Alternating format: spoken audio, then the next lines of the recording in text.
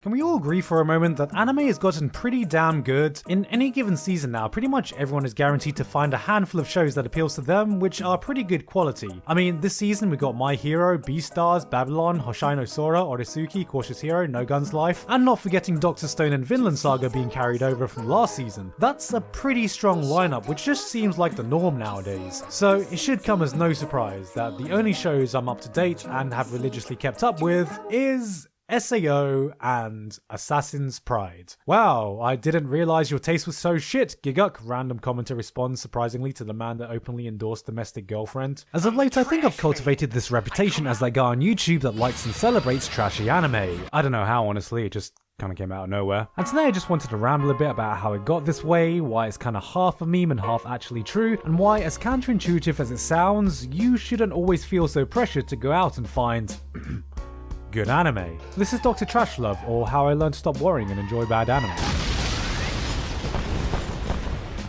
Probably the thing I love the most about the medium of anime is just how wide and varied it is. I've been watching anime for a pretty long time now, and I've surprised even myself by how many shows I've been able to enjoy in just about every spectrum and genre, even though the main reason I got into it was just to see some big muscly dudes scream and punch the shit out of each other. Anime has provided me with such a perfect vehicle to expand my horizon and explore new facets of what I find entertaining. There have been shows that have pushed the boundaries of creativity in a way you just don't see anywhere else, and to this day I've not experienced anything like that honeymoon period when you first discovered anime. Every new show was a new experience, a new discovery about what you could find enjoyable, and the possibilities seemed endless. Through this journey I found shows I love, shows I hate, shows that are so weird I still can't comprehend whether the emotion I felt towards them counts as enjoyment, and shows so god-awful they made me want to go home and commit isekai. But I feel there does come a point after seeing enough that you kind of get anime. You get the intricacies and the tropes, you get what makes each genre tick, you see the nuances and what makes some shows better than others. You've seen the critically acclaimed classics and understand why they are so well respected. You see what makes good anime good and bad anime bad, but most importantly you understand what your own tastes are. And once you reach this point, I find that people mostly go in one of two directions. Either your tastes have been forever changed and you can't enjoy the same things that used to tickle your fancy, or you regress to that same bright-eyed newbie who could find the simplest cliche shit entertaining. And I remember the exact goddamn moment I realized which direction I had taken, because it was when I first watched Orimo.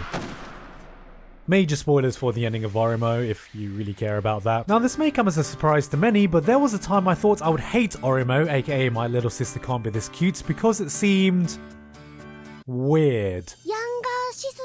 Back when only season 1 was out, my initial impression was, man, I really don't want to watch some weird incest shit, but to my surprise, it turned out to be an entertaining look into otaku culture through the cynical eyes of an older brother who had no interest in it, with a brother-sister relationship that actually seemed like a brother-sister relationship. Yeah, I know hindsight is hilarious and everything, but I'm being totally serious. I got surprisingly invested in it, and then season 2 happened and the series shifted from this slice-of-life comedy to more of your typical harem anime where every girl started falling for the main character. It started to turn into everything it had previously been satirizing, which put many people off, but for some reason I was still very okay with it. And then the ending happened, and he chose his sister.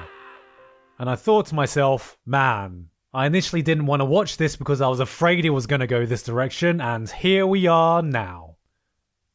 So why the fuck am I still okay with it? This was not only the exact point when I first realized that I was a fucking degenerate, but also that even though I could tell there were so many problems with the direction the show went as it started to appeal to the lowest common denominator, I still wasn't above enjoying it. Despite the fact it went down the more generic harem route, I was secretly glad it did, even if it did have the opportunity to make a much more meaningful statement about otaku culture as a whole. And my desire to see a tsundere as the winning anime girl apparently trumped that little awkward fact that they were, you know.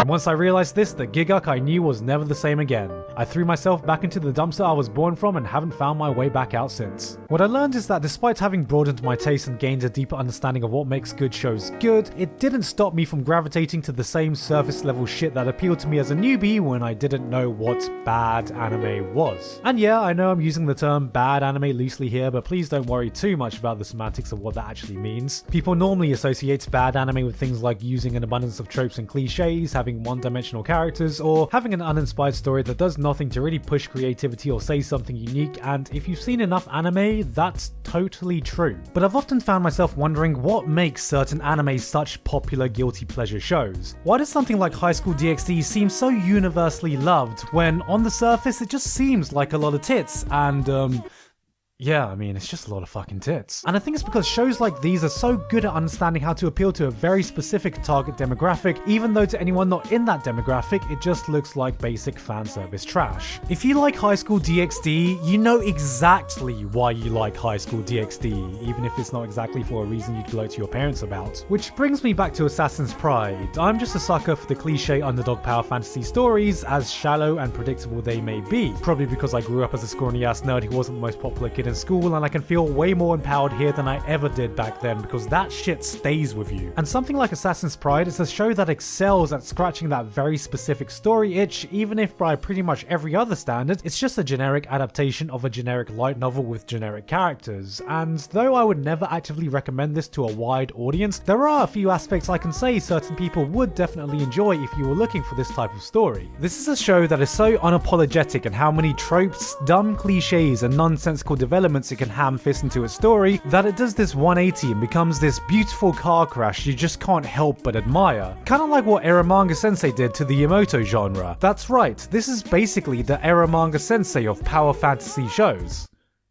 Don't quote me on that. And you know what? It's probably this exact mentality which was the reason I found myself going through a bit of an isekai phase. Could you tell? Could you tell? I know I've helped propagate the idea that a lot of isekai look and feel exactly the same, but when you look past the surface, you can see that a lot of them actually do have their own unique appeal. And even some of the most generic looking ones can do something unique enough to retain my interest. The reason I ended up finishing Kenja no Mago a few seasons ago, despite trashing how uninspired it felt, was because I kind of found it interesting that the reason the protagonist was OP was because he was the only person with knowledge of science from our world, so he managed to apply this to the magic systems in a way no one else could really comprehend. The spacing marriage of science and magic was a subtle enough difference that I could still find enjoyment sitting through the exact same story beats I'd seen a million times before. Sure, that's not exactly a big enough reason to convince anyone who doesn't like isekai to watch it, but it was enough for me. And I'm guessing it's this reason why isekai is still thriving despite the perception that a lot of it just feels the fucking same.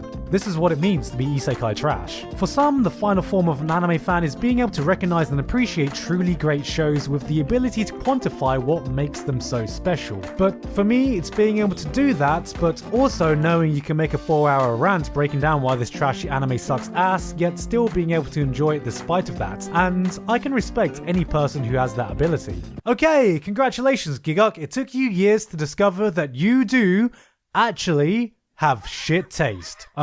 So what exactly made you feel like telling everyone about this? So like I was saying, I feel anime is good right now. Like, pretty fucking good. I don't think there's ever been a time in my fandom when I've literally had seasons I couldn't keep up with all the shows that sounded interesting. Yet, I don't know if I've been the only one who's recently gone through this phase when I was so paranoid that I was wasting my time when watching a new show. Is this really what I'm in the mood to do right now? Is this the best show I could be watching at this exact moment? Is this the best way I could be spending my time? Instead of just trying to get absorbed in the experience, I was worried that there was something new or better I could be watching, that I would constantly be second guessing if I had made the right choice to watch it. And I think this is less to do with having watched too many anime and more with just how much choice there is nowadays. Have any of you ever wanted to chill after a hard day's work and then gotten fucking decision fatigue just scrolling down your Netflix or Steam library and spent more time deciding what you want to do instead of, you know, actually doing something? Oh my god, why is there just nothing to watch? This is how I felt scrolling down the seasonal chart sometimes. I honestly think we've been spoilt with not just the amount of choices, but the amount of good choices we have. And it doesn't help that I have this irrational fear of missing out. So I found this huge problem for me when I first entered the seasonal cycle is that I would find myself watching shows I wasn't in the mood for, but did so anyway in fear of falling behind or missing out on something good, which made me just enjoy everything less. And it remained this way until I fully accepted that I'm never in my life gonna be able to catch up to everything I want to, and the reason that took me so long to realize is because it didn't always feel this way. Okay, so small little tangent. I have a confession to make. I have not seen Full Metal Alchemist, original or Brotherhood. I know, just hear me out. So there was a time when I legitimately thought I would run out of good anime. Like, that was a genuine fear after watching a few hundred shows that there was this finite pool of anime I would enjoy, and I was nearing the end of the road. I was finding less and less shows that really appealed to what I was looking for, and newer shows just didn't excite me as much. I was scared that there would be a day where I lost this passion for this medium, so I took Full Metal Alchemist, a show I knew I would love, I knew I would get obsessed with, and shelved it. Purposely didn't watch it, saving it for a day when there was no new good anime coming out, and I needed a reason to regain faith in the medium. This was complete bullshit, of course. Now, not only did that day never come, but at the point we're at now, I don't have the problem of worrying that I'm gonna run out of good anime. I have the problem of finding enough time to watch all the good anime out there. And now I have a whole Patreon Discord server's worth of people who just pay me so they can hurl abuse at me for depriving myself of one of the most basic and most well-respected anime. Hey guys, how you doing? Go watch Fullmetal Alchemist now, you fucking scrub!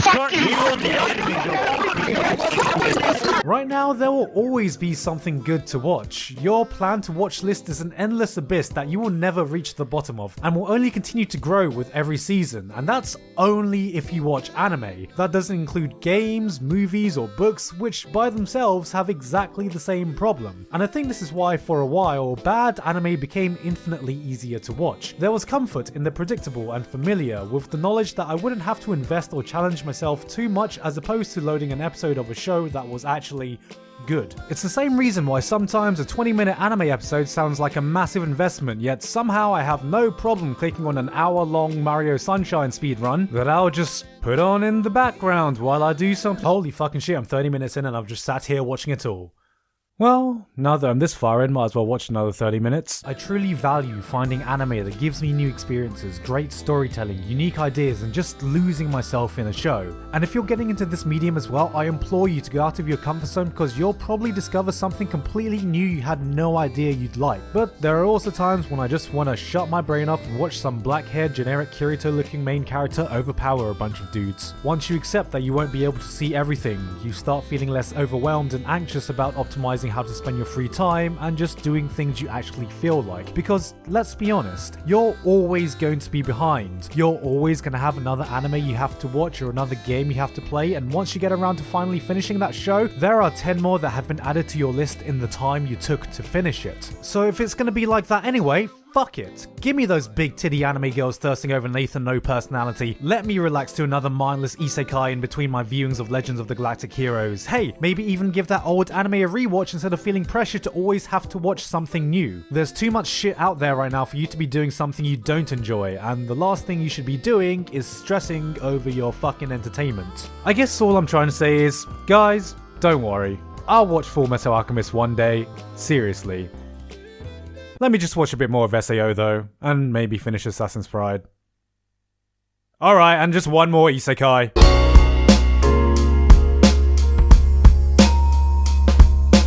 Hey guys, hope you enjoyed that video. I know this was a bit more rambly than my usual fare. I just wanted to try something a bit different and just chill a bit and write down the contents of my mind without too much thought into the structure and, you know, just have a casual chat with you all. If you did like it, then leave a comment and who knows, maybe I'll make more videos like this. And with that said, thank you very much to BDD in your life, Walto, Nicholas Tatum, Mike Elfin, Sisters10086, Elifol, and everyone else on Patreon for supporting me this month and helping me to not watch Full Metal Alchemist. Bitch, you watch that for me! Fucking great, watch it for me! You can also join in hurling abuse at me for not watching your favorite anime by checking out my Patreon if you'd like. It's coming up to not only the end of the year again, but it's gonna be the end of the decade, and I have some content plans for just that. So, hope you look forward to it. Until then though, no further updates today. I've been Gigguk, and I'll see you all next time.